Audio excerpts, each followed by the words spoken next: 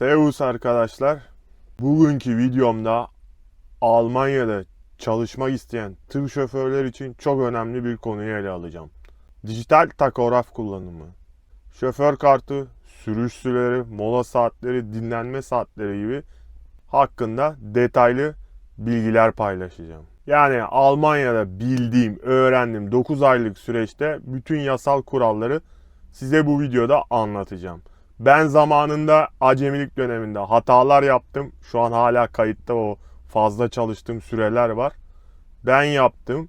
Siz de benim gibi yanmayın diye ve bu video çok istek üzerine devamlı ne zaman çekeceksin. Biraz tecrübe kazanıp öyle yapmak istedim. Ve şu an yeterli seviyeye ulaştığımı düşünüyorum ve dedim ki bunu artık sizinle paylaşayım. Sabah güneşi de karşıdan tatlı tatlı suratıma vuruyor gerçekten. Güneş her zaman iyidir. 2 haftadır kara bulutlu günler gitti. Şimdi önümüzde güneşli günler var. Neyse arkadaşlar.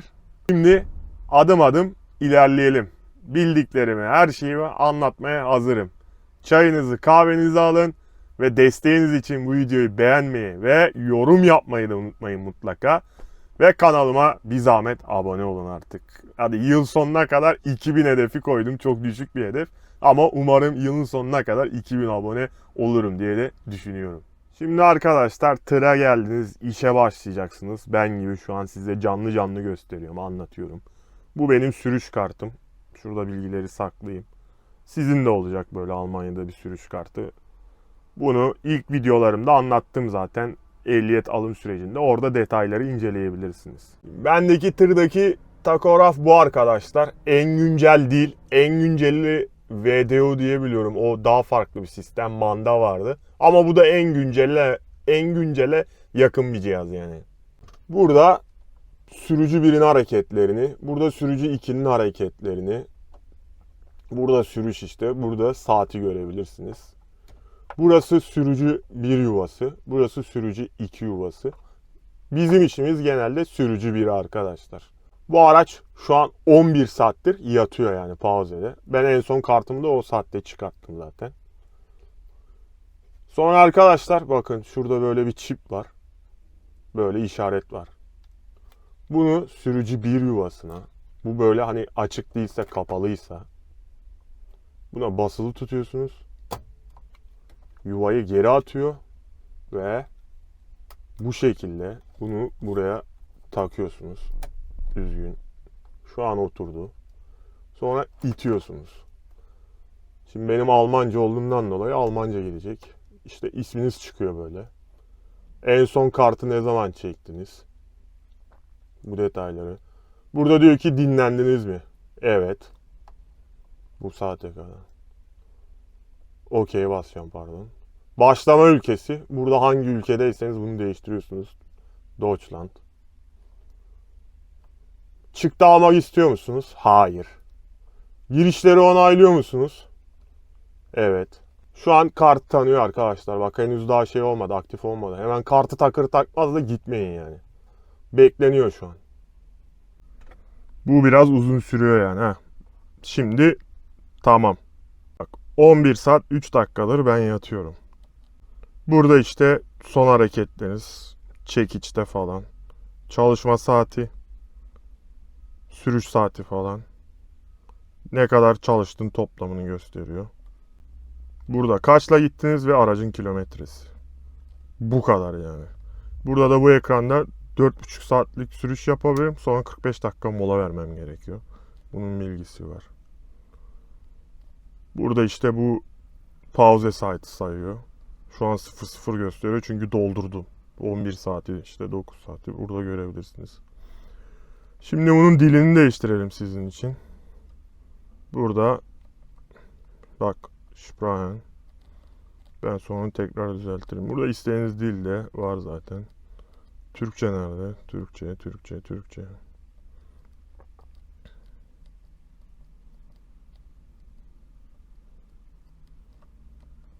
Değişiklikler kaydedildi. Şimdi geri geleceğiz. Bu cihazda ayarlar yatar modundayken oluyor arkadaşlar. Bilginiz olsun.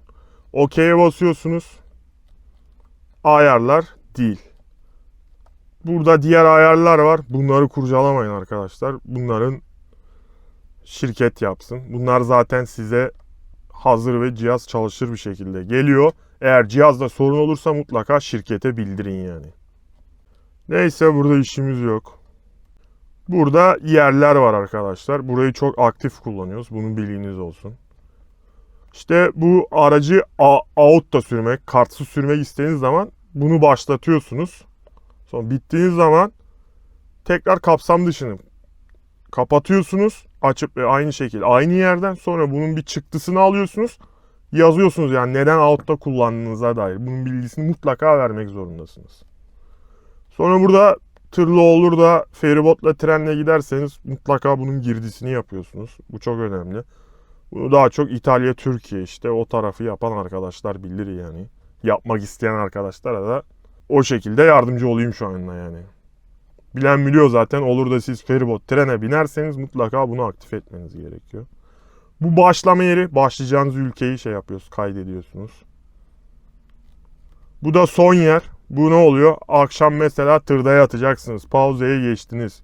Mutlaka son yere girip işte bulunduğunuz ülkeyi onaylayıp ondan sonra takoyu kapatıyorsunuz. Aynı şekil kart yuvadayken hani sabahları güne başlayacaksınız. Başlama yerine girip işte hangi ülkedeyseniz mutlaka giriyorsunuz yani. Bu çok önemli. Bunu unutmayın. Bu kadar arkadaşlar burada işlemler. Geri geliyoruz. Sonra buradan bir çıktı almak istiyorsunuz mesela. Bir şey yazacaksınız. Fazla sürdünüz. Belirtmeniz gerekiyor. Yazdıra giriyorsunuz. İşte kartın çıktısını almak istiyorsanız son 24 saati ya da aracı ya da kart olaylarını merak ediyorsanız araç olaylarını, teknik veri, hız aşımı falan. Burada aşırı hız işte bu tarz şeylerin hepsinin çıktısı var yani. Motor devri hepsi var yani burada. Ama genelde kartla hata yaptığınız zaman 24 saat kart çıktısı alabilirsiniz yani. Örnek şöyle basıyorsunuz. Burada seçtiğiniz tarihi buradan çıktı veriyor. Ben şu an yapmak istemiyorum. Boşa kağıt harcamak istemiyorum. Burada kağıt yuvası var yani.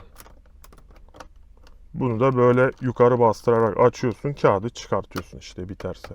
Araçta da her zaman yedek kağıt bulundurun. Sonra arkadaşlar tıra geldiniz, her şey hazır. Sürüşe başlayacaksınız. Burası çok önemli. Bunu her zaman yapın. Burada 1 numaralı sürücüye basıyorsunuz.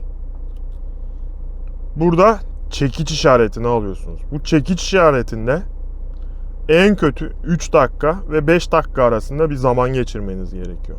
Bunun nedeni sürüş kontrolleri yapmak. Abfahrtskontrolle Almancası. Yani tırın durumu, lastiklerin, dorsenin, ışıklar çalışıyor mu çalışmıyor. Bunları ben yaptım zaten. Biliyorum şu an her şey çalışıyor. Siz bu şekilde alıp en kötü 3 dakika bekliyorsunuz. Sonra sürüşe devam ediyorsunuz. Sürüşe devam ettiğiniz anda bu otomatik Lenkenzeit yani sürüş saatine geçmiş olacak. Bizim işimiz 1 numaralı sürücü kartına devamlı işlemlerimizi 1 numaradan yapıyoruz. 2 numara ikinci sürücü için. Eğer çift şoför varsa onun detayları aynı şekil uyguluyorsunuz. Yani çok ayrı bir konu. Ona şu an buraya girmek istemiyorum. Bakın benim 1 dakika doldu şimdiye kadar. Burada simgeleri bahsedeyim size arkadaşlar. Bu yatak H deniliyor ama benim için yatak simgesi. Bu yatar işareti. Bu Berufsscheiß. Anmeldunglara falan gittiğinizde bunu kullanmanız gerekiyor. Ama bu pek kullanılmıyor arkadaşlar Almanya'da. Bilginiz olsun. Bu da işte çekiç Arbeitszeit, çalışma saati. Yani mal indirirken, mal yüklerken, işte Abfahrt kontrolü, sürüş kontrolü yaparken bunu kullanacaksınız yani. Ben şu an çekici alayım. Bir zamanı geçireyim. Ondan sonra yola çıkayım. Diğer detayları yolda konuşuruz. Burayı unutmuşum arkadaşlar. Buradaki kontrolleri de görebilirsiniz. Bu Scania'da geçerli. Her araçta değişik olabilir. Ben şu an kullandığım araçta gösteriyorum. Buranın yönetimi de buradan yapıyoruz işte. Burada günlük ilk başta 4,5 saatlik sürüşüm var. Ondan sonra 45 dakika mola vermem gerekiyor. 10 saat sürüş hakkı yapabilirim. Şurada ufak bir yeşil simge var. Görüyor musun? bir kere bu hafta bir kere 10 saatlik sürüş hakkım kalmış. Dün ben bunu kullandım. Bu da haftalık. Bu hafta benim taco çok kısa açtı 40 saatten. 31 saat kullanımı var yani. Geçen hafta çok yoğun bir tempoda çalıştım. Az verdi. Bunun da detayına geleceğim yani. Burada saat 11.47'de 45 vermem gerekiyor. Gösteriyor bakın. 7 gün içinde kesintisiz 45 her zaman yapmışım. O yüzden sıkıntı yok burada. Bakın şurada yatak işareti var. Onun altında 3 tane yeşil simge var. 3 kere 15 hakkım var. Burada. Bunu kullandıkça düşüyor. İkinci 45'te saat 5. 17.06'da vermem gerekiyor işte. Burada böyle Skyline'da detaylar var. Böyle bakın bu şekilde. Bu da öndeki aracın hız denetimini göstermesi. Bu gösterge Skyline'larda bu şekildedir. Diğer araçlarda farklıdır arkadaşlar. Ben diğer araçları kullanmadım. Bilgim yok yani. MAN'ı kullandım. MAN'da da aynen buna benzer bir şey yani. Buna yakın diyebiliriz. Bu her araçta böyle entegre yani bilgili bir şekilde görebiliyorsunuz yani. Ama Skyline daha detaylı sunuyor işte. 45'i saat kaçta yapacağını vesaire detaylarını veriyor. Yani simgeler ve başlangıç bu şekilde arkadaşlar. Bu videonun sonunda ya da günün sonunda size de kartı çıkartmayı göstereceğim. Muhtemelen ben bu akşam tırda kalacağım ama sadece size göstermek için yapacağım. Tırda kalacağınız zaman kart mutlaka yuvada olsun ama olduğu eve gideceksiniz. Hafta sonu eve gideceksiniz. Kartınızı tırda asla bırakmayın ve yanınıza alın. Başkası sizin kartınızı kullanabilir. İstenmeyen şeyler olabilir. O yüzden kartınızı devamlı siz kendi yanınızda taşıyın yani. Bu da çok önemli bir bilgi yani. Ona dikkat edin. Kaybettiğiniz anda da direkt gerekli işte belediye ilgili birimlere başvuruyu yapın, bildirin ve yeni kartınızı alın. Kartsız sürüş yapmayın. Diğer detaylar yolda arkadaşlar. Evet, ben yola çıktım. Şimdi konumuza devam etmeden önce şu an rotam arkadaşlar Nürnberg-München arası. Bir 160 kilometre yolum var. Saat 10'da indirme terminim var. Saat 9.40'da falan orada olacağım. Bu arada EC Transport'tan beni izleyen meslektaşlarıma selamlar olsun. Kazasız belasız her zaman sürüşler diliyorum herkese. Dijital takograf nedir? Dijital takograf arkadaşlar tırın tüm hareketlerini, sürüş saatlerini, mola, dinlenme kayıt altına alan bir cihazdır. Her şoförün kendi adına özel dijital sürüş kartı vardır. Bu kartı takografa takmadan sürerseniz ciddi cezalara maruz kalırsınız. Bu kart sizin kimliğiniz gibi çalışır. Her taktığınızda, her çıkarttığınızda, her sürdüğünüzde tüm verileri kaydeder. Günlük sürüş ve mola kuralları. Almanya'da günlük sürüşünüz arkadaşlar maksimum 9 saat.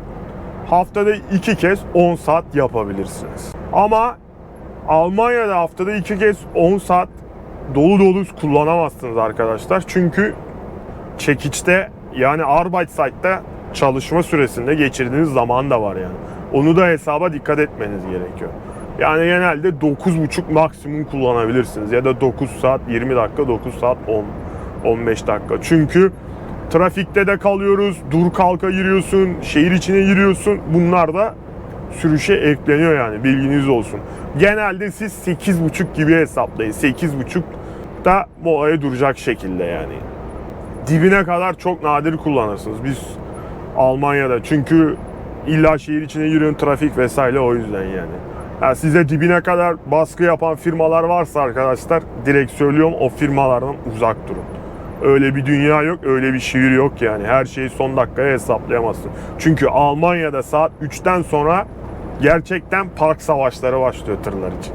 En kritik kural şu arkadaşlar. 4,5 saat kullandığınız mutlaka 45 dakika mola vermeniz gerekiyor. Bunu 15 dakika 30 dakikada ayarlayabilirsiniz. Benim tavsiyem 3,5 saati tamamladıktan sonra duracağınız mola yerini hesaplayın yani. 4,5'un da dibine kadar kullanmayın. Çünkü bazen Park Plus çıkamıyor. O yüzden onu da dikkat edin yani mesela. 3,5 saat olmuş. 30 kilometre sonra benzinci gelecek. Bir sonraki benzinci örnek veriyorum 60-70 kilometre sonra kesinlikle direkt durun mola verin yani. Aşım yapmayın yani.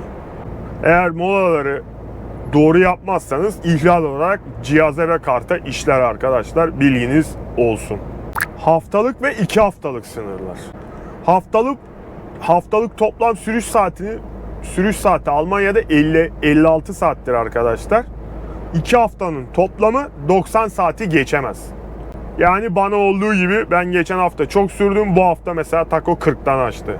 Yani cihaz sizi yönlendiriyor. Bu konuda rahat olun yani. Üstüne süremezsiniz. Üstüne sürerseniz ihlal etmiş olursunuz. Saatinizin azaldığını veya az olduğunu da mutlaka şirkete de bildirin. Ona göre tur planlaması yaparlar size. Yeni cihazlar akıllıdır. O yüzden sizi yönlendirir yani. Üstüne süremezsiniz yani hiçbir şekilde. Bu planlamanın en önemlisi ilk önce şofördür, sonra şirkete aittir. Şoför her zaman olası durumları, cihazda arıza durumları mutlaka ilgili departmanlara anında bildirmek zorundadır yani. Bunu da unutmayın. Hiç şansınızı zorlamayın yani. Başınızı bela alırsınız. Evet, önde yine bir Polonyalı kardeşimiz gidiyor. 80'e bağlamış. Şunu ben bir geçeyim arkadaşlar. Şöyle bir geçeyim. Polonya mı? Pardon, Litvanyalı kardeşimiz. Saygılar, sevgiler. Yeri geliyor 92-95 gidiyorsunuz ama yeri geliyor 80 gidiyorsunuz. Bağlamış tempomata, yemek yiyor, telefonla konuşuyor, sigara içiyor, film izliyor. Takılıyor kafasına göre. Böyle şoförlere hastayım gerçekten ya. Şunları BAG görmüyor abi. Gelir bizi çevirir, bize ceza yazar. Neyse, Litvanyalı kardeşimizden kurtulduk. Günlük ve haftalık dinlenme süreleri. Günlük minimum arkadaşlar dinlenme süreniz 11 saat olmalıdır. Size videonun başında zaten gösterdim. Ben 11 saati tamamlamıştım. Bu da kesintisiz olmak zorundadır. Ancak haftada 3 kez 9 saat pauza yapabilirsiniz. Bunu da unutmayın yani. Haftada 3 kez. Bunu da peş peşe değil arkadaşlar. Bölerek yani. Pazartesi yaptın, salı 11, çarşamba 9, perşembe 11, cuma 9. Ama siz genelde 2 olarak hesaplayın. Üçüncüyü çok fazla kullanmayın arkadaşlar. İhlal olabilir yani. Çok kritik bir nokta çünkü bu. Genelde 2'yi tavsiye ediyorum yani. Olağanüstü bir durum olursa şirketle koordineli bir şekilde 3'ü yapın yani. Bunu da belirteyim. Zaten 3'ten yaparsanız bir sonraki hafta zaten size Taco mecbur az süreden açar yani. Burada örnek vereyim. Şimdi mesela toplam 15 saat çalışma yaptınız. Sürüş değil, çalışma saati. Taco'yu açtığınızdan beri. Çünkü bazen mal indirme yerlerinde 3-4 saat kadar bekliyorsun. 13.01 olduğu anda çalışma süreniz bunu 15 yazar arkadaşlar. Bunun da bilgisini vereyim. Ben bunu ilk başta bilmiyordum. O yüzden birkaç tane hatam var bu tırcılığa ilk başlamda. Siz yapmayın yani. 13 saat 1 dakika olduğunda Taco sizi otomatik olarak 15 saymış olur çalışma sürenizi.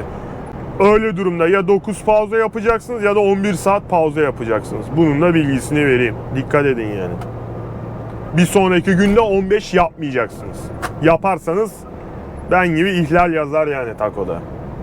Örnek veriyorum, 15 yaptınız. 15 mesela 15'i dolu dolu değil de 14 saat, 14,5 saat yaptınız. Bir termininiz erken. Şirket sizden 9 saat pauza yapmanızı istiyor. Olabilir. 9 saati yapıp sonra yolunuza devam edebilirsiniz. Ama 15 total yaptınız, termininiz geç, daha fazla pauza yapacaksınız. O zaman herhangi bir sıkıntı yok arkadaşlar.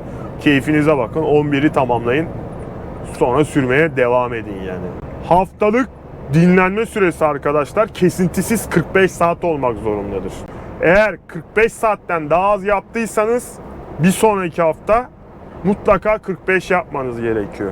Eğer yapamadınız 2 hafta üst üste kesintisiz yapamadınız 3. hafta 56 saate yatmanız gerekiyor arkadaşlar. Yoksa ihlal yazar Taco yani. Bilginiz olsun. Genelde sistem şöyle olur. 45 yaptın. Bir sonraki hafta 45 yapamadın. Bir sonraki hafta 45 yaparsın. Bunu şirkete bildirirsin. Şirket de sana ona göre planlama yapar. Bunun da bilgisini vereyim. İlk önce her zaman kontrol sende, sonra bilgi her zaman şirkete vermek zorundasın. Çünkü onlar da bunu takip edemez bir sürü şoför var. Onlara da hak veriyorum. İlk önce her zaman kontrol şofördedir. Sonra şirkete bilgi verir. Şirket zaten ona göre plan yapar, zorlamaz. Ona göre sürüşe çıkarsınız. Burası Almanya arkadaşlar. Burası da bu tarz cezalarda, ihlallerde ilk önce şoför ceza yer.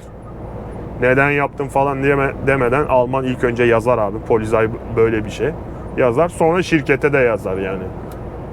Bunun da bilgisini verim. O yüzden şirketler burada sizi zorlamaz. Yani dinlenme ve sürüş sürelerine mutlaka dikkat edin arkadaşlar. İhlale girmeyin. Acemilik döneminde olabilir. Ben yaptım ama şu an dikkat ediyorum.